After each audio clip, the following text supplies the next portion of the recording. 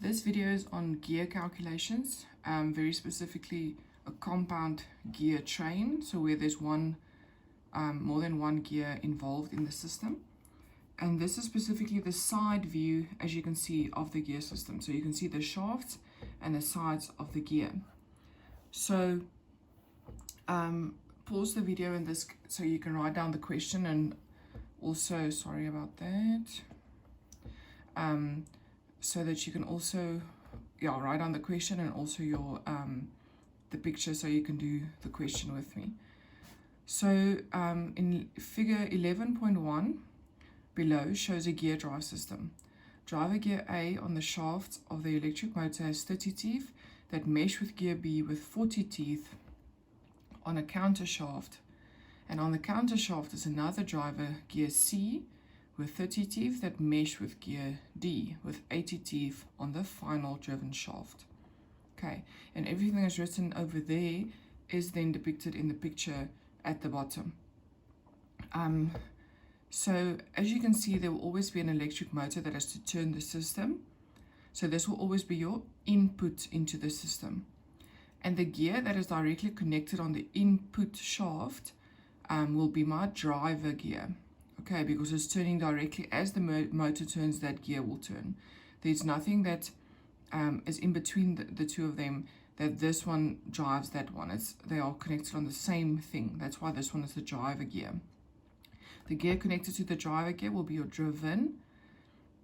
Go along the counter shaft. This will be your driver again. And then this will be your driven again, that for the output over there. So it's always drive, driven, drive, driven. Another thing to note is with your counter shaft, it carries over the power. So with the counter shaft, the speed of B and the speed of C will be the same. So just keep that in mind when you do calculations, because there's two different ways that you can do these calculations. And then this will be my output shaft. In the question, I ask you to calculate the rotational frequency of the final drive shaft if the electric motor rotates at 1,440 RPMs or revolutions per minute. And then the second question is the velocity ratio between the input and the output shaft. Okay, now you can see that they talk about rotational frequency and velocity ratio in these in the question. If you go to your formula sheet, you will see this is what your formula sheet exactly would look like. This question actually comes out of an old exam paper, an old prelim, and here you'll see they talk about the gear ratio, as they've asked you, or speed ratio, so that is the same as your velocity ratio. And then the rotational frequency will be over here, because rotational frequency is the N in the question. So N in this question, or in the formula sheet, and the same over here, the N stands for rotational frequency. In other words, how fast does my gear turn? And then the T is then the number of teeth, like for instance over there. And I also want to just say that when you write down the formulas, that you must please take note that you will see on this side there's nothing that shortens the formula. As you can see in this case, they tell you that module equals pitch circle diameter over number of teeth. Then they tell you or M equals PCD over T. So over here, they've shortened this formula for you. Okay, so you're allowed to use the symbols. But in this case, at this formula, there's no shortening. So you're going to have to write down everything. And the same with the top one. You're going to have to write down everything, unfortunately, if when you use those formulas, because you're not allowed to create your own shortcuts or your own symbols. Okay, so for the first question, they ask for the rotational frequency of the final drive shaft if the electrical motor rotates at 1,440. So the electrical motor speed is 1,440, so I'm going to write that in on my sketch. Turns at 1,440 revolutions per minute. Okay, And as you can see, they haven't specified, do they want the rotational frequency of the final shaft, so the output shaft. They haven't specified if they want it in revolutions per minute or revolutions per second. So you can just assume, because this is in revolutions per minute, your final answer will also be in revolutions per minute. Okay. I do want to show you if you need to convert from revolutions per minute to revolutions per second, because they can ask you that in some of the questions papers. This is how you do it. As you know, to go from 1 minute to seconds, we know that in 1 minute there is 60 seconds. So we have to times by 60 to go from minutes to seconds, okay? But revolutions per minute, this over here actually means divide. So it's actually 1 revolution over 1 minute divided by 1 minute. That's actually what is standing over there. So if I want to go from 1 revolution per minute to 1 revolution per second, I'm going to have to go and convert it like this now. So the minutes are at the bottom now. So still, minutes to seconds are still times by 60. Okay, so you're still going to times the bottom by 60. Okay, but now you'll see it's going to be 1 over 60. So that actually means that going from revolutions per minute to revolutions per second, we are going to have to divide by 60. Okay, let me just give you a practical example. Let's say my answer for the final driven shaft was 300 revolutions per minute. Okay, so in 1 minute, which is long, if you think about it, it turned 300 times. So if I'm going to say, to convert it now to seconds, I'm going to say 300 divided by 60. Okay, and that gives me an answer of 5 revolutions per second, which makes sense because in 1 second, which is short, it only turns 5 times. But in one minute, it turns 300 times because a minute is very longer, much longer. So you cannot say 300 times 60 because that's going to give me an answer of 18,000 then.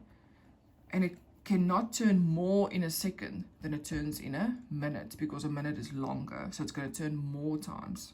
Okay, I hope that makes sense. Just a side note, if you need it to calculate or convert it to seconds. Okay, and then obviously going back from revolutions per second, going back to revolutions per minute will be the opposite, which will be times 60 then, to give you them more because it's longer. Okay, so here we have an input speed. Remember we said rotational frequency symbol is an N, and here we're going to have an output speed, but we don't know what it is at this stage. That is what we need to calculate. So we need to go and look for the formula that has input and output and then teeth gear in it. And as you can see on the formula sheet, it will be this formula over here. N input over N output equals the product of teeth on the driven gear over the product of teeth on the driver gear. Okay, so you have to go write it out now. So that is for question 11.1.1. 11.1.1. Okay, so you're going to say N input over N output equals product of teeth on driven gears over product of teeth on driver gears. Okay, like I said, you have to write it out, unfortunately. So in this case, we know that our input speed is 1140, as indicated over there. Okay, as I've mentioned before, the first gear on your input shaft is my driver. The one connected to that will be the driven. Then again, you have your driver, and then going to the top, it will be your driven. Okay, so driven in this case is at the top of the formula, and your driver gears will be at the bottom of the formula. Because as you see, the input and the driver gear is next to one another. So that means that these two are directly correlated, or if you have to multiply them, they are directly involved with one another. And the same with the other side. Output and the the driven gears connected to one another. So these two are connected to one another when you multiply. Okay, they are directly proportionate to one another.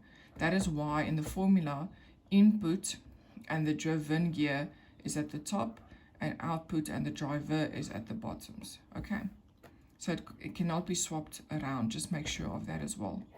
Okay, we do not know what the output speed is, so I'm just going to write that at the bottom. Equals, okay, remember product, the word product means multiply. Okay, at the top I'm going to multiply my driven gears. So driven, the first one is 40 times 80 is the other one. Again, the bottom one is my driver gears, so it's again multiplied with one another, 30, and the other one is also times 30 then. Then it looks like that. Okay, then what I'm going to do is I'm going to start with the calculation on the right hand side, so 40 times 80 over 30 times 30. Okay, so I'm going to say 40 times 80. Let me just switch a light on here. I hope you can see there. Over 30 times 30. Okay, that's going to give me 32 over 9. So I'm going to write that on the right hand side.